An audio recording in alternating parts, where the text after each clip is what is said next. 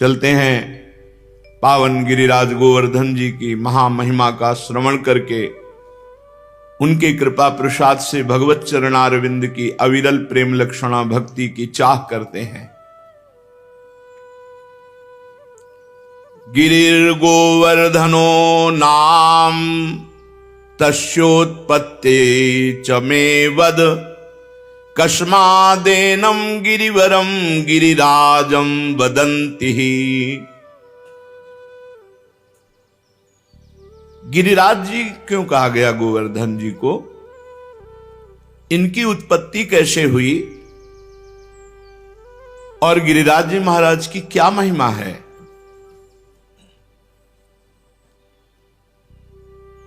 श्री नंद बाबा ने गर्गाचार्य जी को प्रेरित किया महिमा वर्णन करने के। उपनंद आदि बड़े बड़े महापुरुष ये सब बैठ करके गिरिराज महाराज की महिमा सुन रहे हैं। साक्षात परिपूर्णतम भगवान श्री कृष्णचंद्र जो असंख्य ब्रह्मांडों के अधिपति हैं, कर्तुम अकर्तुम अन्यथा कर्तुम सर्व समर्थ हैं। जब पृथ्वी का भार उतारने के लिए स्वयं इस भूतल पर पधारे तो उन जनार्दन ने अपनी प्राण प्रिय प्राण वल्लभा अपनी उपास्य श्री राधा किशोरी से कहा, प्रिय तुम्हें हमारे साथ भूतल में हमारे लिए चलना होगा नवनिवृत्त निकुंज से। किशोरी जी ने कहा, प्राणनाथ आप चलने की बात कैसे सोच सकते हैं, जहां वृंदावन नहीं, जहां यमुना सखी नहीं, जहां गिरिराज गोवर्धन नहीं, वहां मेरा पदार्पण हो ही नहीं सकता। भूतल पर अगर हमारी सखी यमुना जी नहीं, गिरिराज गोवर्धन नहीं, तो प्राणनाथ जहां वृंदावन नहीं वहां राधा किशोरी नहीं जा सकती।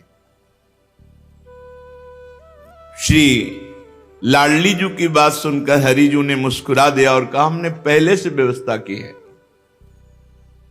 मृत्यु लोक में, भारत भूमि में, माथुर मंडल में अपने को ही 84 कोष भूमि में मैंने विस्तार किया है। ये 84 कोष भूमि श्री कृष्ण स्वरूप है। उस 84 कोष भूमि में आपके विलास के लिए, आपकी सेवा के लिए जो जो चाहिए वो हमें पहले से पता है।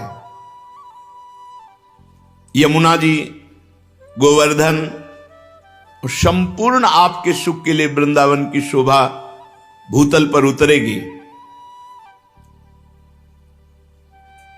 नंद बाबा ने पूछा, क्या पहले से गिरिराज जी महाराज ब्रजभूमि में प्रकट हो गए? तो कहा, नहीं, ये शालमली द्वीप के भीतर द्रोणाचल के गर्भ में उत्पन्न हुए थे। जो द्रोणागिरी है उनके पुत्र हैं गोवर्धन जी महाराज, वहां प्रकाशित हुए थे। जब गिरिराज जी महाराज प्रकट हुए थे तो समस्त देवताओं ने पुष्प वर्षा करके गिरिराज जी महाराज का अभिनंदन वंदन किया शालमली द्वीप द्रोणागिरी पर। हिमालय आदि पर्वतों ने, सुमेरु आदि पर्वतों ने आकर के गिरिराज जी का पूजन किया, प्रणाम किया, परिक्रमा की, और विधिवत पूजन करने के बाद समस्त पर्वतों ने हाथ जोड़कर गोवर्धन जी की स्तुति प्रारंभ की। त्वं साक्षात् कृष्णचंदस्य परिपूर्णतमस्य च गोलोके गोगणैर्युक्ते गोपी गोपाल संयुते त्वं हि गोवर्धनो नाम वृंदारण्ये विराजसे त्वन्नो गिरीणां सर्वेषां गिरिराजोऽसि साम्प्रतं नमो वृंदावनांकाय तुभ्यं गोलोकमौलिने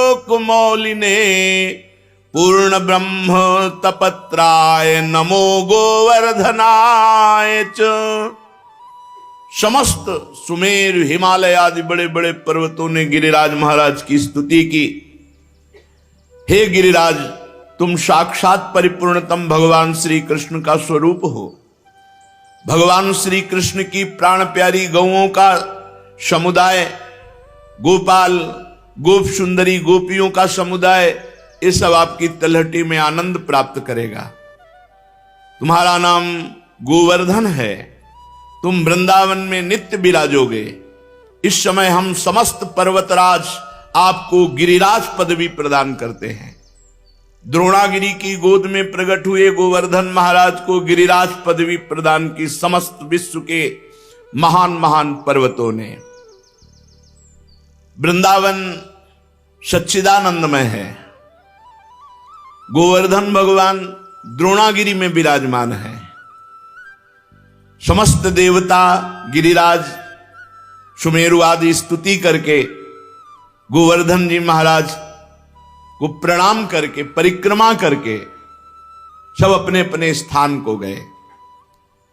उसी समय महिमा सुन करके कि द्रोणागिरी पे गोवर्धन जी महाराज प्रकट हुए हैं, बड़े ही तप के धनी पुलस्त ऋषि कौतुकवश दर्शन करने के लिए गिरिराज जी द्रोणागिरी पर पहुंचे।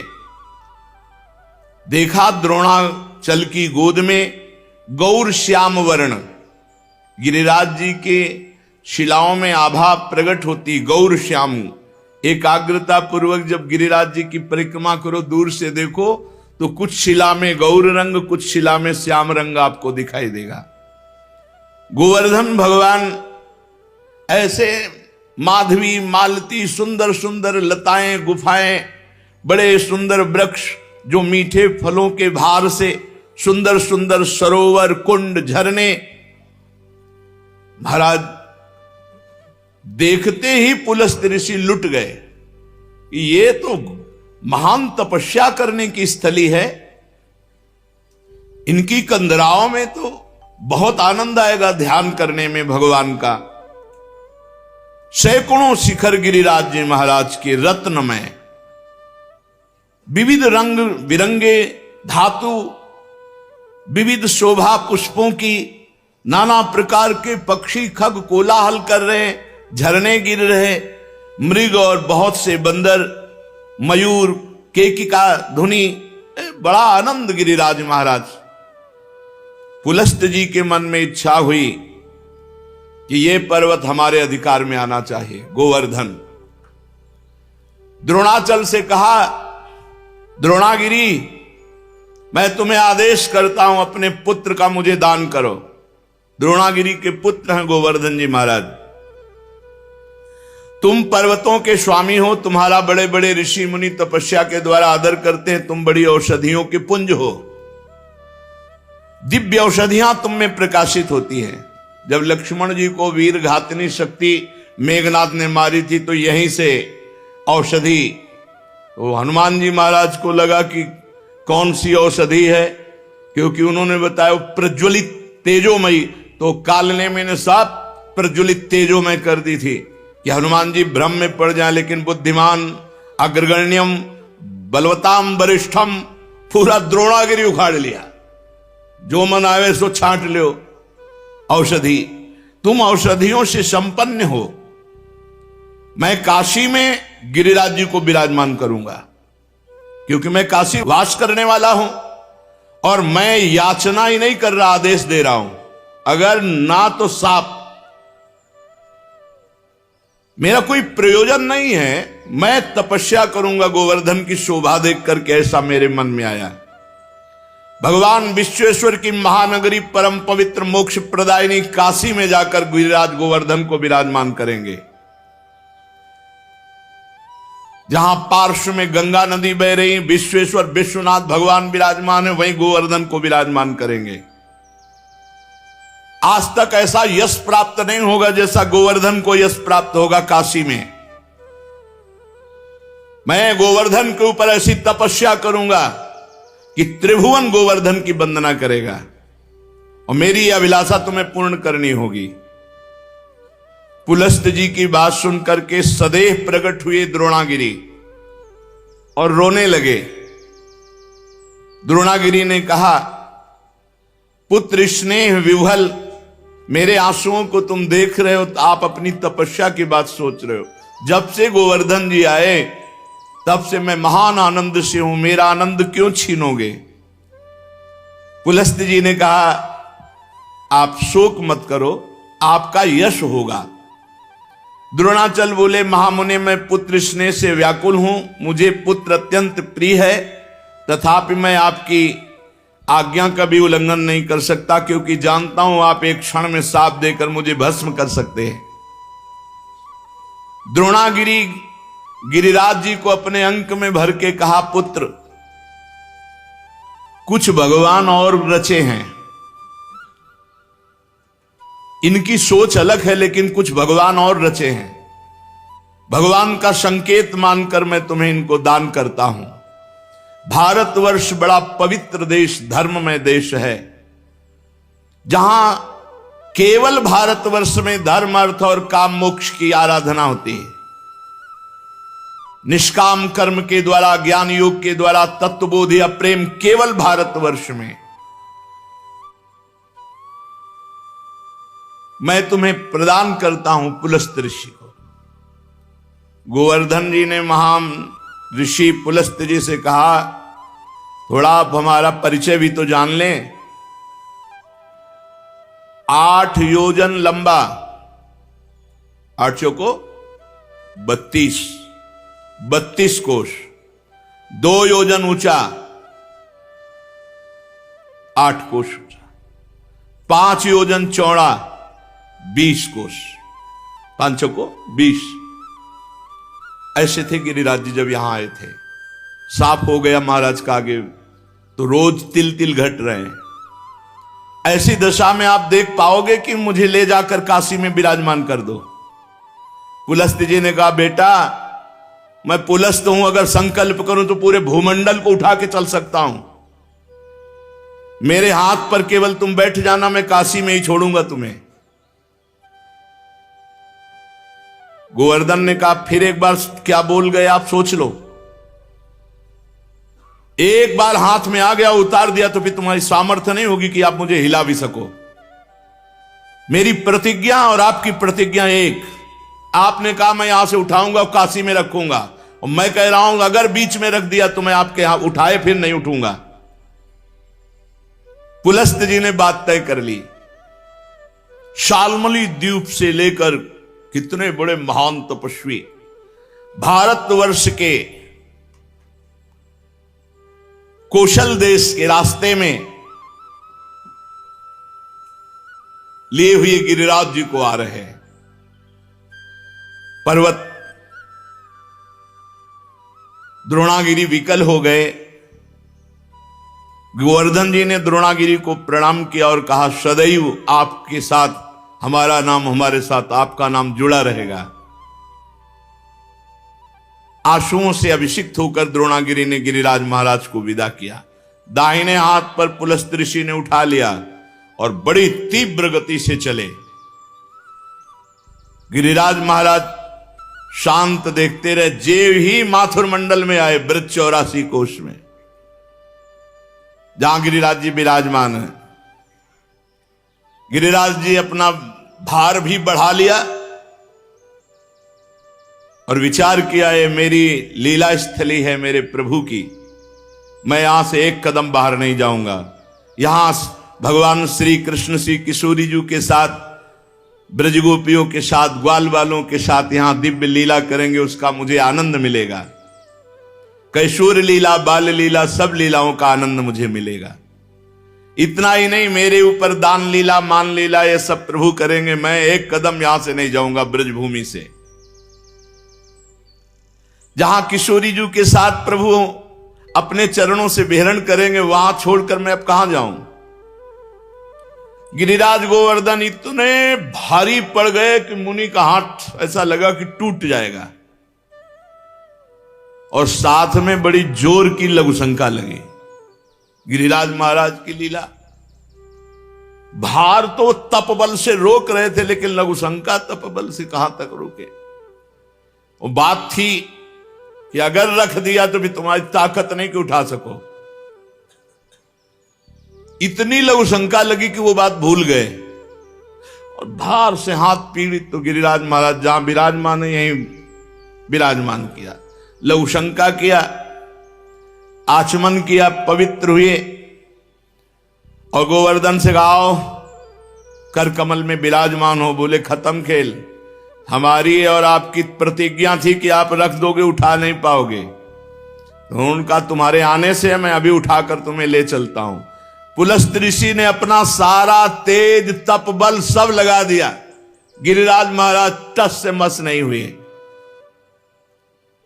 मुनि ने कहा दैन्यता पूर्वक, गिरिराज तुम मेरी शक्ति का उपहास मत करो, मुझे अभी क्रोध तुम पर नहीं आ रहा है, मैं बहुत प्यार से तुम्हें द्रोणागिरी से सालमली द्वीप से लाया हूं काशी ले जाने के लिए, तुम मेरी भावना में बाधा मत पहुंचाओ।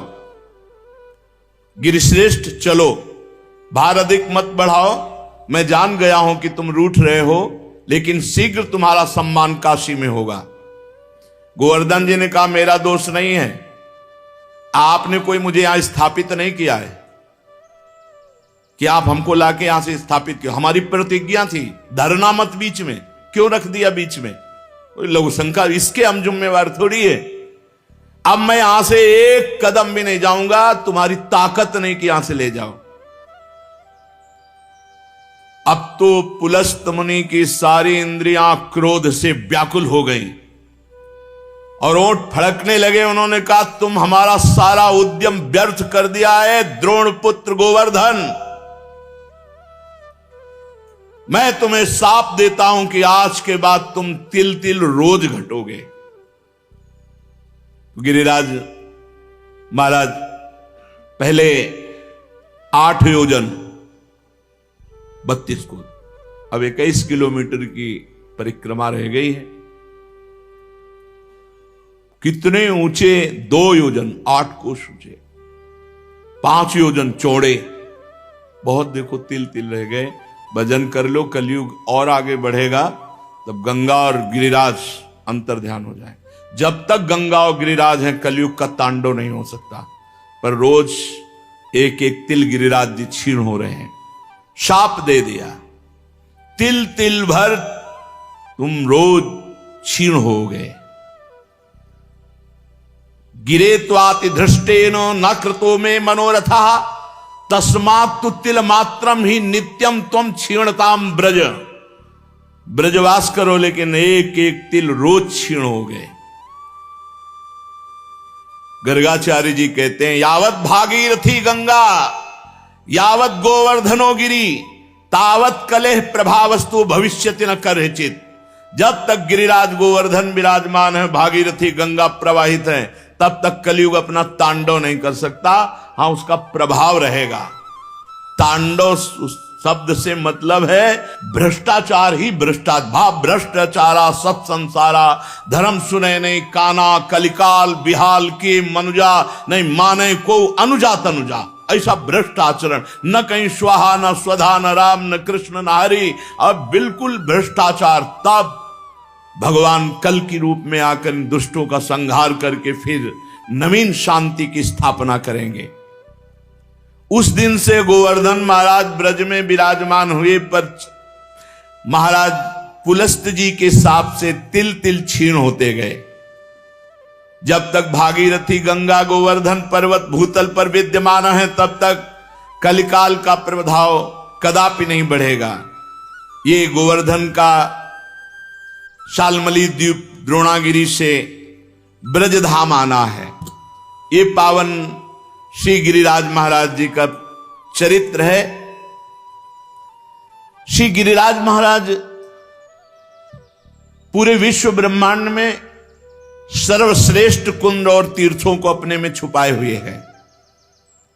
यत्र वै मानसी गंगा महापापौघ नाशिनी गोविंद कुंडम विशदम शुभम चंद्र सरोवरम राधा कुंड कृष्ण कुंडो ललिता कुंडेव च गोपाल कुंडस्तत्रैव कुसुमाकरेव च श्री कृष्ण मौलि संस्पर्शान मौलि चिन्हा शिला भवत तस्य दर्शन मात्रेण देव मौलिर भवेत जनः। ये गिरिराज महाराज गोप गोपियों और गौओं के रक्षक, और हर प्राणी की कामना पूर्ण करने वाले हैं। ये साक्षात श्री कृष्ण का स्वरूप है, परब्रह्म परमात्मा का छत्र हैं। गिरिराज जी के समान त्रिभुवन में कोई तीर्थ, कोई भी समानता नहीं कर सकता। भुवनेश्वर साक्षात परिपूर्णतम भगवान श्री कृष्ण, जो असंख्य ब्रह्मांडों के अधिपति, गोलोक के स्वामी, परात्पर पुरुष, समस्त जनों के साथ इंद्रयाग के धाता बता करके गिरिराज जी का पूजन करवाया। गिरिराज जी से बढ़कर के त्रिभुवन में कोई नहीं हो सकता। ग्वाल बालों की मंडली के साथ भगवान यहां खेलते हैं। चतुर्मुख ब्रह्मा जी की भी सामर्थ्य नहीं कि यहां की महिमा जान सके। कोई कितना भी बड़ा पापी हो, मानसी गंगा में प्रणाम करके, आचमन करके स्नान कर ले, निष्पाप हो जाएगा। यत्र वही मानसी गंगा महापापौघ नाशिनी। गिरिराज जी में जो विराजमान मानसी गंगा है, आचमन करके, प्रणाम करके, मर्यादा पूर्वक स्नान करके, वस्त्र बाहर उतार करके, जो गीले वस्त्र हैं वो पुनः वहां ना धोए जाएं, सूखे वस्त्र पहनकर फिर परिक्रमा आदि लगावे। गोविंद कुंड कितने महान, चंद्र सरोवर, राधा कुंड, कृष्ण कुंड, ललिता कुंड, गोपाल कुंड, कुसुम सरोवर, ये गिरिराज गोवर्धन महाराज के अंतर हृदय में विराजमान कुंड हैं। श्री कृष्ण के मुकुट का स्पर्श पाकर जहां की शिला मुकुट के चिन्ह से सुशोभित हो गई, उस शिला का दर्शन मात्र करने से मनुष्य निष्पाप हो जाता है और भगवान श्री कृष्ण की भक्ति प्रदान करती है। वो शिला, जिस शिला पर श्री कृष्ण ने चित्र अंकित किए, वे चित्र शिला नाम की गिरिराज जी की तलहटी पर विराजमान तीर्थ स्थली है।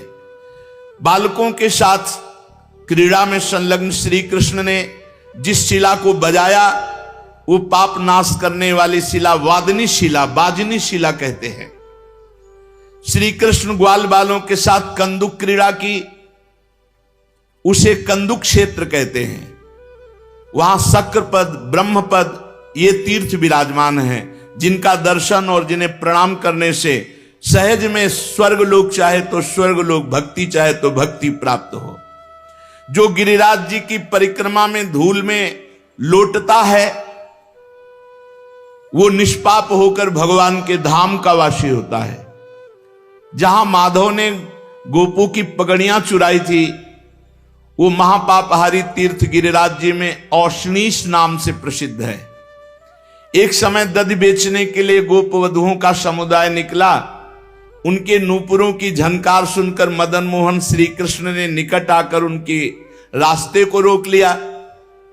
वंशी और वेत धारण किए श्री कृष्ण ने ग्वाल बालों द्वारा चारों ओर से गोपियों को घेर लिया और गोपियों से बोले, हमें इस मार्ग का कर दो, हम कर वसूलेंगे, तुम लोग कर का दान करो।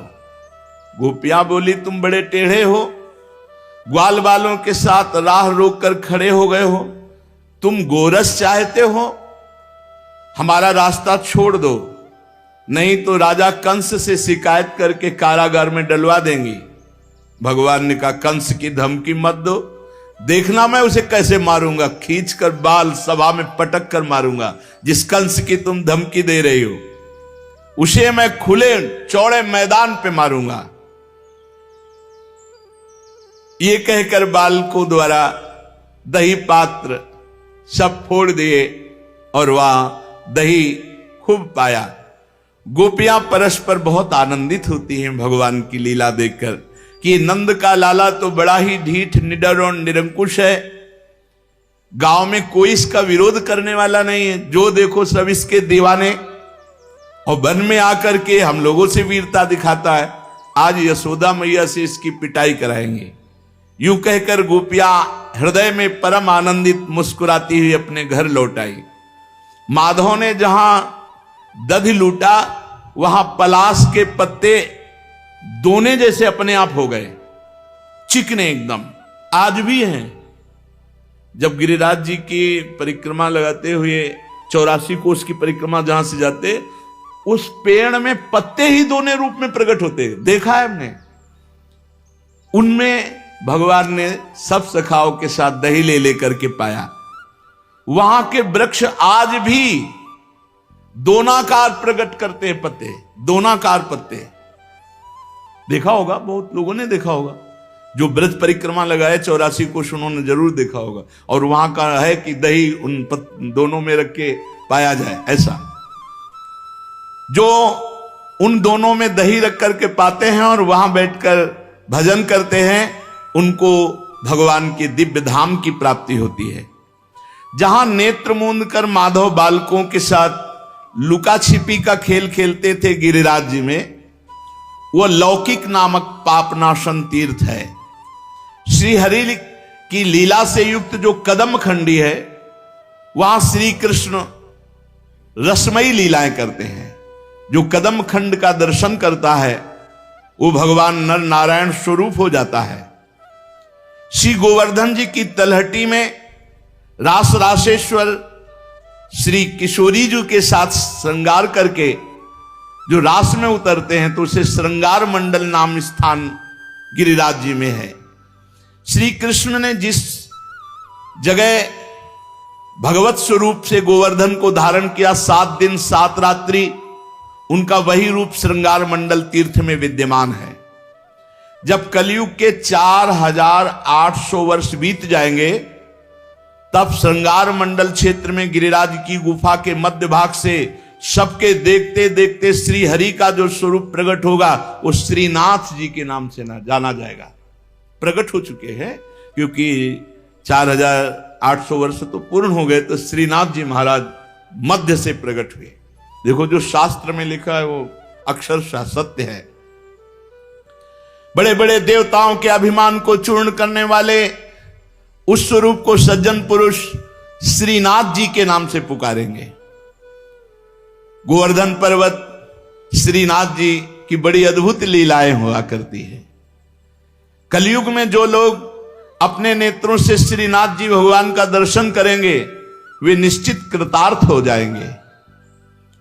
भारत के चारों कोनों में जगन्नाथ, श्री रंगनाथ, श्री द्वारिकानाथ, श्री बद्रीनाथ भगवान विराजमान है।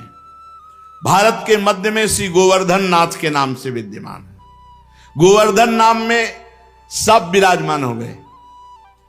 ब्रजवासियों को कहीं तीर्थ जाने के, यही बद्री नारायण, केदार नारायण सब है। जब नारायण जिनके अंश से प्रकट हुए वो भगवान श्री कृष्ण यहां लीला कर रहे, तो कौन सी तीर्थ स्थली बकाया रह गई।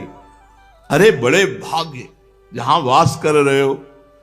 अब बुद्धि भ्रष्ट है कि ऐसा तेजोमय देश में वास करके भगवत प्राप्ति न हो, इधर उधर चित्त वृत्ति डुलावे।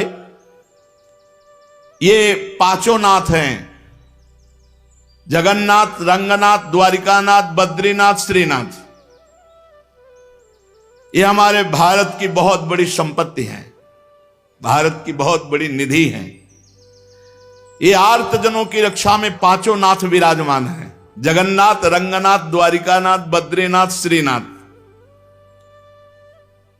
जो इन पांचों जगह दर्शन करावे तो वो नारायण स्वरूप हो जाता है, अर्थात सारूप्य मोक्ष को प्राप्त होता है।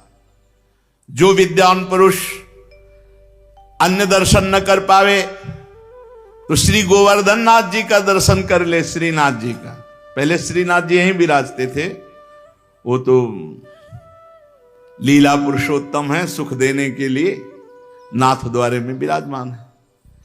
जो गोवर्धन पर्वत देवदमन श्रीनाथ जी का दर्शन कर लेता है, पृथ्वी के समस्त तीर्थों और भगवत स्वरूपों के दर्शन का फल प्राप्त हो जाता है।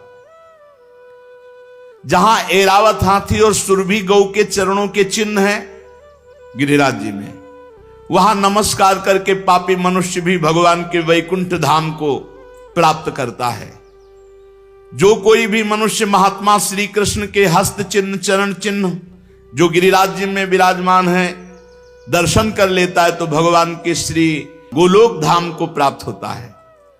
ये गिरिराज जी के तीर्थ कुंड, श्री विग्रह, ये साक्षात भगवत स्वरूप है। जो गिरिराज जी की इन महिमा का श्रवण करता है और निष्पाप हो जाता है। श्रृंगार मंडल के अधोभाग में श्री गोवर्धन जी का मुख है, जहां भगवान ने ब्रजवासियों के साथ अन्नकूट का उत्सव किया था। ये मानसी गंगा और चंद्र सरोवर ये गोवर्धन जी के दोनों नेत्र हैं।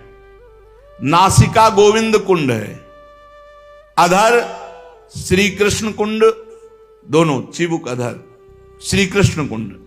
राधा कुंड गोवर्धन की जिह्वा है, ललिता सरोवर कपोल है, गोपाल कुंड कान है, कुसुम सरोवर कर्णांत भाग है।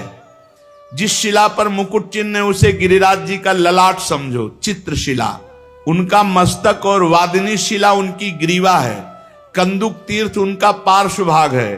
उष्णीश तीर्थ को कटि प्रदेश बताया गया, द्रोण तीर्थ को पृष्ठदेश और लौकिक तीर्थ को उदर, कदम खंडी को हृदय स्थल, श्रृंगार मंडल तीर्थ को गिरिराज जी का आत्मा।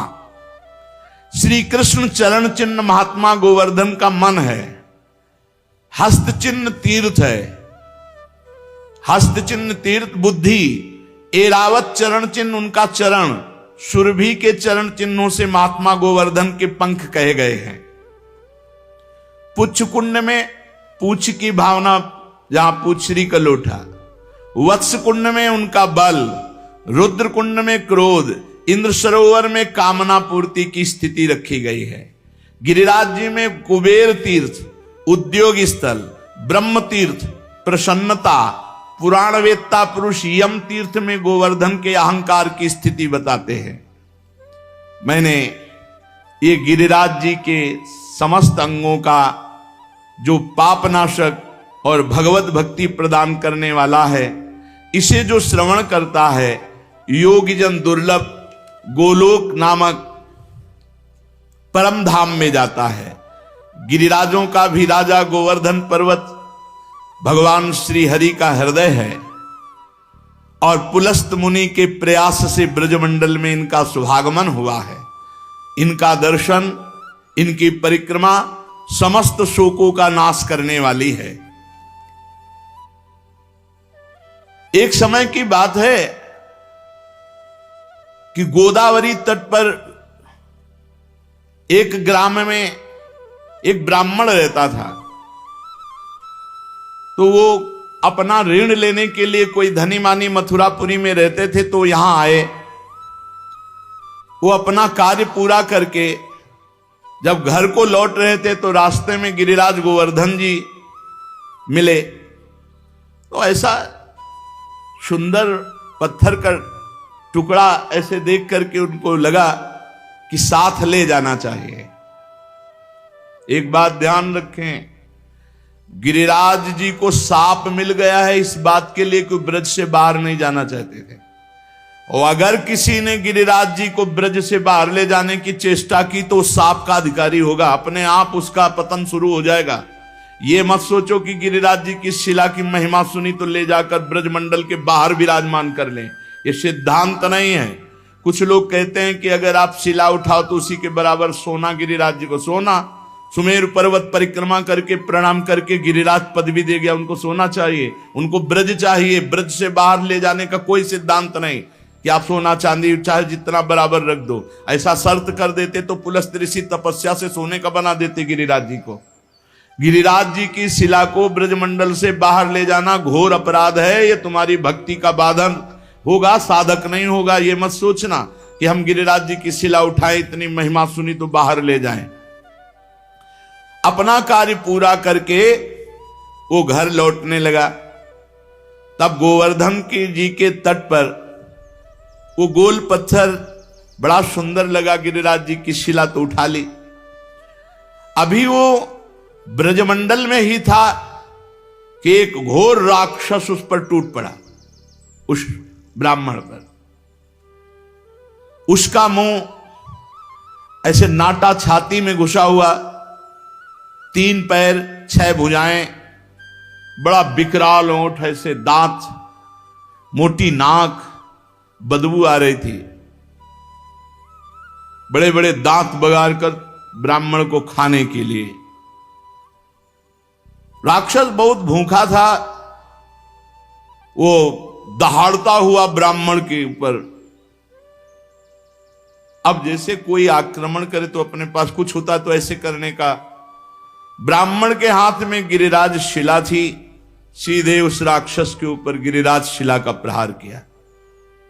जे ही गिरिराज शिला स्पर्श हुई, उसका राक्षस शरीर छूटा और श्याम सुंदर रूप अर्थात भगवान के सारूप्य मोक्ष को प्राप्त हुआ। जैसा भगवान श्याम सुंदर का रूप वैसा रूप, विशाल नेत्र, प्रफुल्ल कमल दल के समान बनमाला धारण किए हुए, पीतांबर मुकुट, कानों में कुंडल, एक हाथ में बेंत, ऐसा लग रहा था साक्षात श्याम सुंदर प्रकट हो गए। जब वो दिव्य रूपधारी हो गया और ब्राह्मण देवता के आगे घुटने टेक दिए और कहा, हे ब्राह्मण श्रेष्ठ, तुमने मुझे आज निष्पाप कर दिया। आज तक मैं निष्पाप नहीं हो पाया महामते। मेरी राक्षस योनि न जाने कितने समय से थी और मैं कब तक भोगता, लेकिन ये तुमने गिरिराज जी की शिला से जो प्रहार किया, मेरे सारे पाप नष्ट हो गए।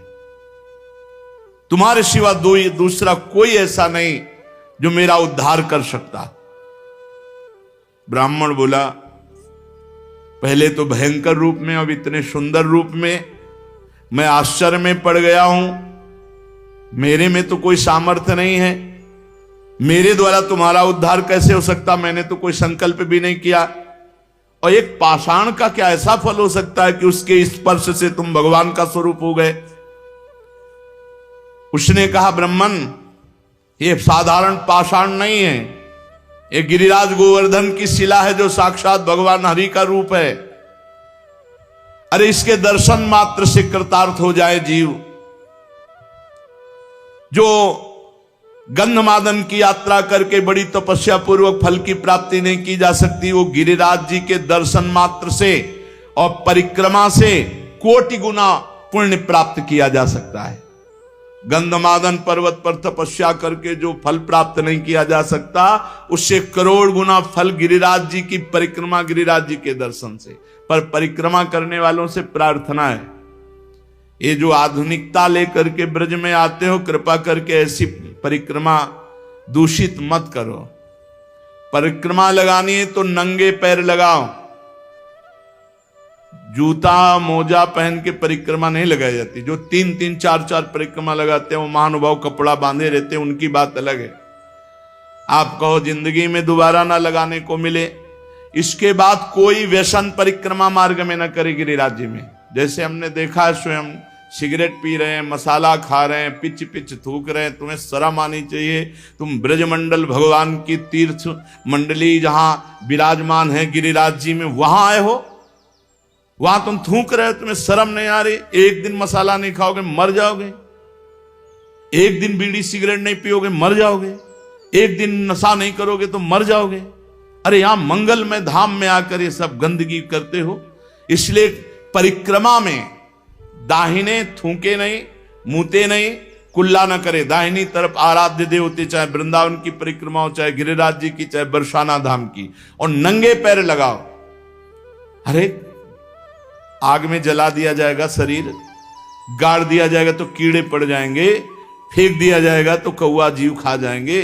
इसको इतना दुलार क्या करना? इससे काम ले लो, तुम नहीं हो शरीर। और सब सह जाता है शरीर, सब सह जाता है और सामर्थ होती है। हमने देखा है, दंडवती लगाते लगाते जब हार जाए और छाती रख के तलहटी पे पड़े हो गिरिराज जी का चिन्ह, फिर नई सामर्थ्य, फिर नया एक उत्साह। और सिद्ध बात, गिरिराज जी कामना पूर्ण करने वाले, सिद्ध। महिमा सुनी थी, गुरुदेव भगवान कृपा करके आगे आगे दंडवती, पीछे पीछे दंडवती। मन में संकल्प उठा था कि भगवान का साक्षात स्वरूप गिरिराज जी हैं, क्या गिरिराज जी में हमें भगवान की कोई ऐसी इशारा, कोई ऐसा भाव, कोई ऐसा मन में था। पंडित गया प्रसाद जी की समाधि के आगे, अन्योर के पहले, खाली एकांत में। सुबह 4 बजे वह दंडवती, आगे आगे गुरुदेव भगवान पीछे। बीच रास्ते में ऐसे कमर में ऐसे हाथ रख खड़े हुए, ए ला बाबा रुपया। मुझे लगा कि ब्रजवासी बालक हैं ऐसे, लगा इतने समय 4 बजे, पास गांव होगा, खेल ज्यादा दिमाग लगाने का, जब थका शरीर और अपना मंत्र चिंतन चल रहा है तो नहीं, कहाँ रुपया है हमारे पास, ऐसे हट जाए। 10-20 रुपया एक गमछा में बांधकर कमर में रखते थे, क्योंकि गुरुदेव भगवान और साथ में श्री जी थी, तो मधुकरी मांगकर तो उदर पोषण हो गए, लेकिन श्री जी को कुछ अमनिया, तो 1-2 केला या थोड़ा मीठा अमनिया लेकर उनको भोग लगाने के लिए। हे बाबा झूठ बोले, बांधे हुए पैसे, ये कैसे? पर हमें फिर हमारा दिमाग लगा कि ब्रजवासी बच्चे हैं ऐसा, तो प्राय ऊपर तो खाली ही है और नीचे एक गमछा लपेटे तो कमर में बांधे होंगे, ऐसा अंदाज में बोल दिया। रुके, खोला और उससे 1 रुपया निकाल दे। वो मधुर मुस्कान, वो चितवन, थोड़ी देर दंडोत लगाई और एकदम लगा कि यार ये तो प्रभु थे। तो रुके, हम कहा महाराज जी रुके, अभी ऐसा ऐसा ऐसा। सर्वाश्चर्य में गिरिराज जी की परिक्रमा लगा रहे हो, साक्षात श्री कृष्ण स्वरूप। आनंद तो ऐसे चलता ही रहता है। जब यहां वृंदावन आए परिक्रमा लगा के, तो भक्तिदीप जी महाराज एक महापुरुष हैं जो श्री किशोरी जी को बहन मानते, बिल्कुल खास संबंध। वो बड़े महापुरुष, काफी बार उनसे पास बैठकर चर्चा करने का सौभाग्य मिला। जो ही गए सो बाबा भगवत साक्षात्कार हुआ गिरिराज जी में? नहीं महाराज जी, हम तो ऐसे दंडोत। ऐसे कैसे कह रहे हो? हमको यहां से श्री जी ने बता दिया। कहा महाराज जी, कब दर्शन हुए? बोले आप विचार करके बताओ। हम क्या वो दर्शन थे क्या जो ऐसे ठाकुर जी सामने? वही तो थे ठाकुर जी, साक्षात भगवान का स्वरूप। गिरिराज गोवर्धन साक्षात श्री हरि का रूप है।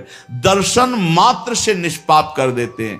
गंधमादन की यात्रा करने से मनुष्य को जो गंधमादन पर जाकर तप करने का फल मिलता है, उससे कोटि गुणा पुण्य गिरिराज जी के दर्शन और परिक्रमा से मिल जाते हैं। बस परिक्रमा में, अब देखो परिक्रमा लगा रहे हैं, चबा रहे हैं, खा रहे हैं, भुट्टा खा रहे हैं। अरे 21 किलोमीटर है गिरिराज जी महाराज।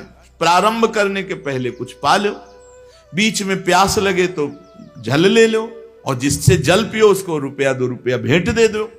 जो यहाँ की पद्धति, ऐसे नहीं कि प्याऊ में ऐसे पिया नहीं, एक किसी का प्रतिग्रह यहाँ मत ब्रजमंडल में स्वीकार करो। अगर पानी पियो तो 2-4 रुपया दे दिया उनको, और फिर परिक्रमा लगाओ मौन होकर। ये प्रपंच की बातें करते, परिक्रमा में सब तुम्हें हृदय की ग्रंथि खोल ली है। प्रपंच क्या देखो ना, दुनिया की बातें।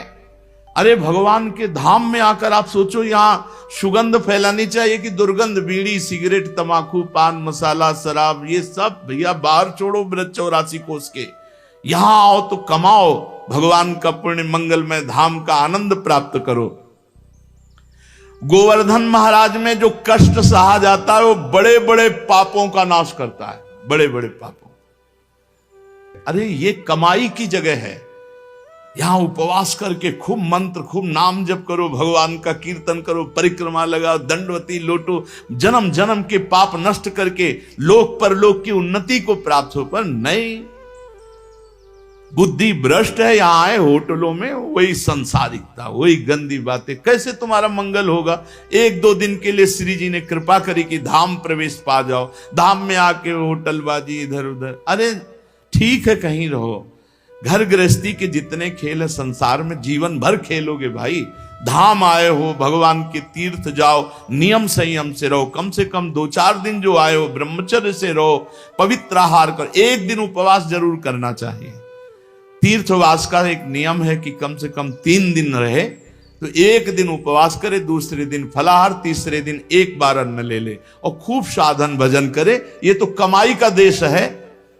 अब देख लो, राक्षस था, गिरिराज जी के स्पर्श से श्याम सुंदर रूप हो गया। उस जो भगवत स्वरूप बना हुआ है, वो बोला मलयाचल पर 1 भार स्वर्ण का दान करने से जिस पुण्य फल की प्राप्ति होती है, गिरिराज महाराज में एक बार लौट जाने से उस फल की प्राप्ति होती है।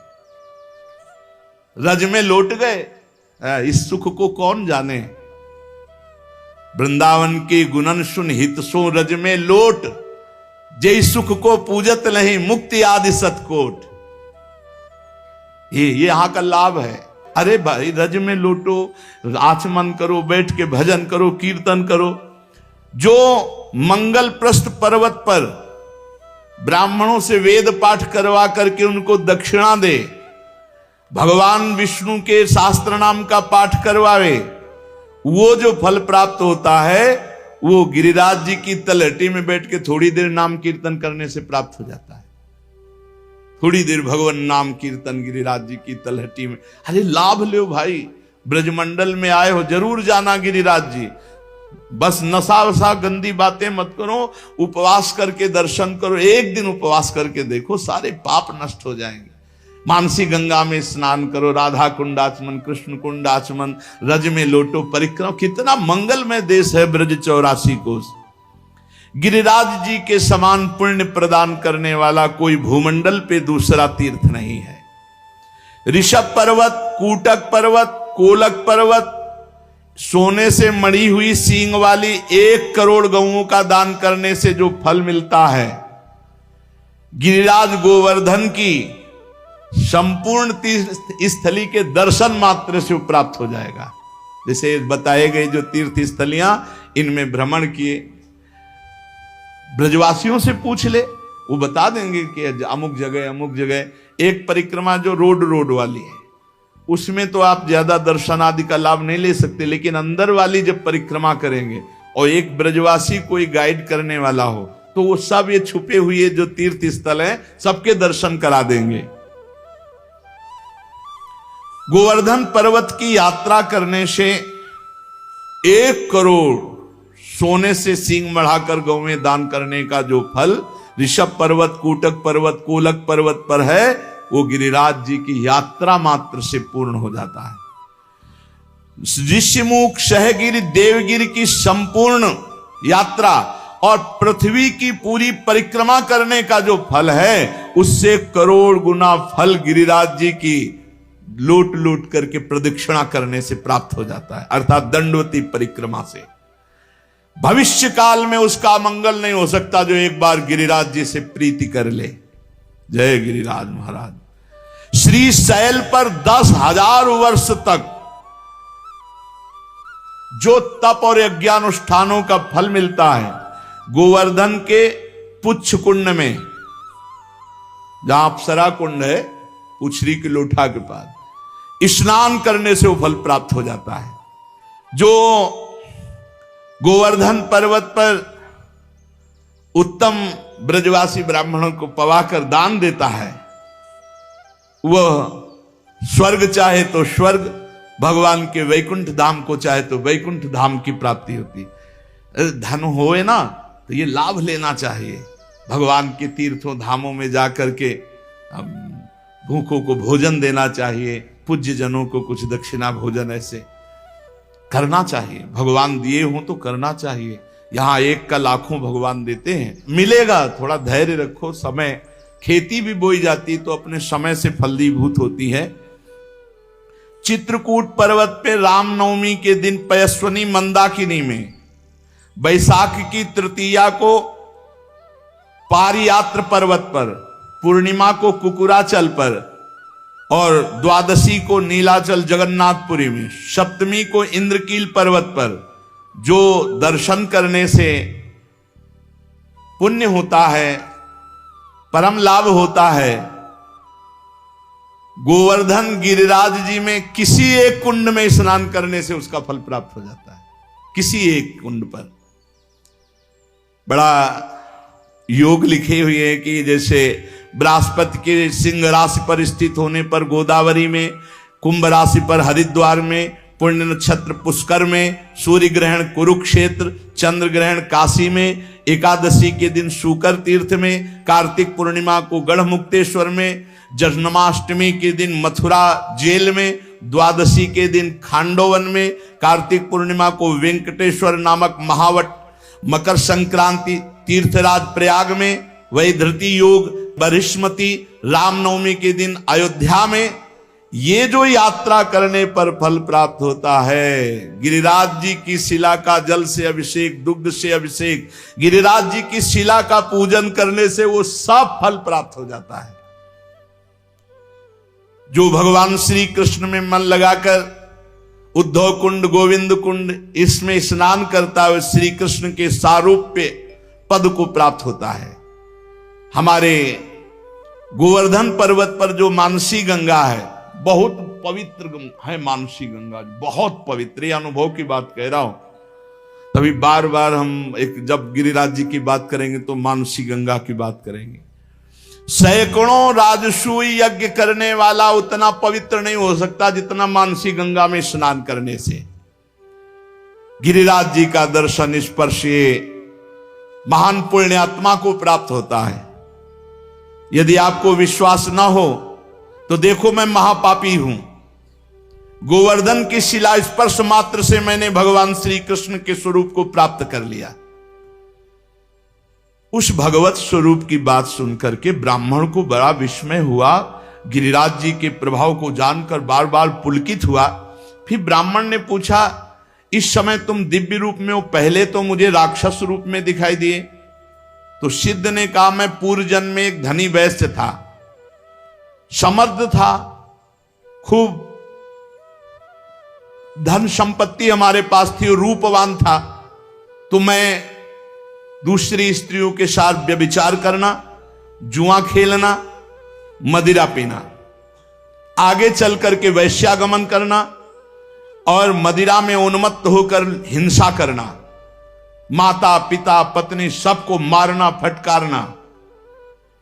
एक दिन मैंने ऊब करके अपने मां बाप को जहर देकर मार डाला और पत्नी की तलवार से काटकर हत्या कर दी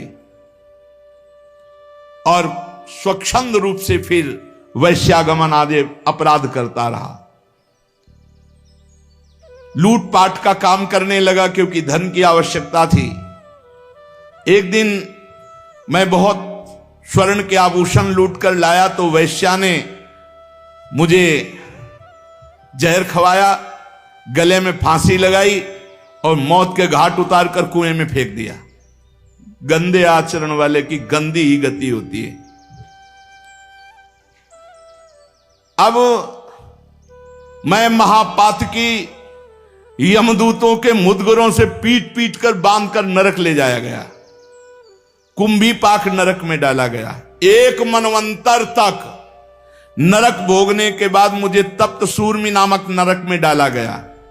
ऐसे मैं न जाने कितने नरकों को भोग कर फिर राक्षस बना। भारतवर्ष में कर्म वासना के अनुसार मेरा राक्षस योनि प्रकट हुई। कितने नरक भोगने के बाद, बहुत होश में, हर कर्म बिना दंड दिए नहीं जाएगा। 10,000 वर्ष से मैं भूखा तड़प रहा हूं, मारा मारा घूम रहा हूं 10,000 वर्ष से।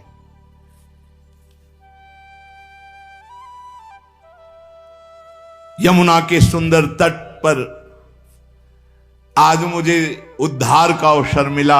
आपने जो गिरिराज जी की शिला मुझे मारी, उससे मैं भगवत स्वरूप हो गया। आज ब्रजभूमि को मैं बार बार नमस्कार करता हूं। जिस ब्रजभूमि में मैं भूखा तड़पता पापी तुम्हें खाने के लिए, लेकिन तुम्हारे द्वारा गिरिराज जी के स्पर्श से साक्षात श्री कृष्ण स्वरूप हो गया हूं। इस प्रकार वार्ता हो ही रही थी कि भगवत धाम से एक विमान उतरा जो सहस्त्रों सूर्यों के समान तेजस्वी था। 10,000 घोड़े जुते हुए थे और महान ध्वनि हो रही थी। उसमें भगवत पार्षद आए और ब्राह्मण के देखते देखते उस सिद्ध को, जो राक्षस था अब भगवत स्वरूप हो गया था, विमान में बैठाला और भगवान के धाम को ले गए।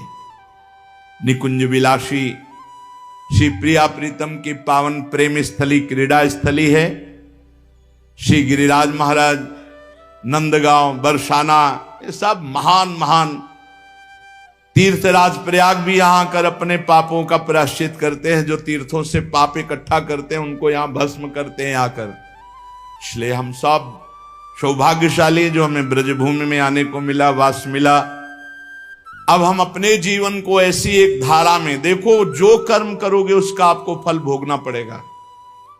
चरित्र सुन करके भयभीत होना चाहिए और भगवान की शरण में जाना चाहिए और वो उपाय करना चाहिए जिससे हम निष्पाप हो जाएं, हमें दंड भोगने को ना मिले, हमें कम से कम अगला जन्म मिले तो सुअर कुत्ता का ना मिले, फिर मनुष्य जन्म मिले और हम साधना करके भगवान की प्राप्ति करें। मनुष्य जीवन बड़ा दुर्लभ है। दुख की निवृत्ति के लिए कोई भ्रमित मत होना, बार बार आपसे कह रहे हैं। जब तक आप स्वयं अनुष्ठान नहीं करेंगे, स्वयं भजन नहीं करेंगे, तब तक आपके दुख को कोई मिटा नहीं सकता, नहीं मिटा सकता। का हिमवंत मुनीस सुन जो कछ लिखा लीला, देव दनुज नर नाग मुनि को न मेटन हार। बेकार का इधर उधर मत फंसो, स्वयं सत्संग सुनो, विवेक के द्वारा अच्छे आचरण करो, नाम कीर्तन करो, भगवान की चर्चा कहो, भगवान की चर्चा सुनो और दूसरे में भगवत भाव करके उनका मंगल सोचो। दूसरों का मंगल सोचने वाला स्वयं मंगलमय हो जाता है और दूसरों का मंगल करने वाला स्वयं अमंगल रूप हो। देखो राक्षस रूप हो गया, माता पिता को मारा, पत्नी को मारा तो घोर राक्षस बने। और मरे कैसे? जहर खवा के गला घोंट के अंधे कुएं में फेंक दिए गए और हजारों वर्ष, मनवंतर को मतलब तो बहुत होता है, ऐसे नरकों को भोग कर फिर राक्षस बने। हम लोग ब्रजमंडल में आए, सत्संग सुने। अब हमारा जीवन नीचे नहीं गिरना चाहिए, हमारी उन्नति होनी चाहिए और वो होगी नाम जप से। रज का सेवन करो, चरणामृत पियो। बहुत बड़ी सामर्थ्य रोज चरणामृत पीने में है। अकाल मृत्यु हरणम सर्वव्याधि विनाशनम श्री कृष्ण पादोदकम पीत्वा पुनर्जन्म न विद्यते। खूब चरणामृत पान करके नाम जप करते हुए जीवन सार्थक कर लें। शेष चर्चा आगे। श्री राधा वल्लभ लाल की।